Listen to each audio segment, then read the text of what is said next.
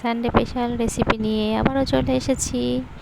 তেলটা দেখো ভালো করে গরম করে নিতে হবে। তারপরে মাছগুলো ভালো করে সব মাছগুলো ভেজে নিয়ে, এটা কি মাছ জানো? এটা হলো সিলভার মাছ। আর সিলভার মাছের একটা রেসিপি আমরা করছি, দেখো তোমরা।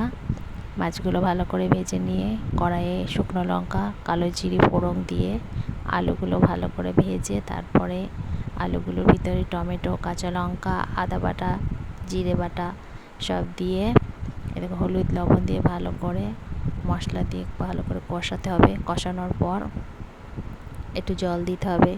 জলটা দেওয়ার পর আলুগুলো একটু সিদ্ধ হয়ে গেলে মাছগুলোর ভেতর দিতে হবে।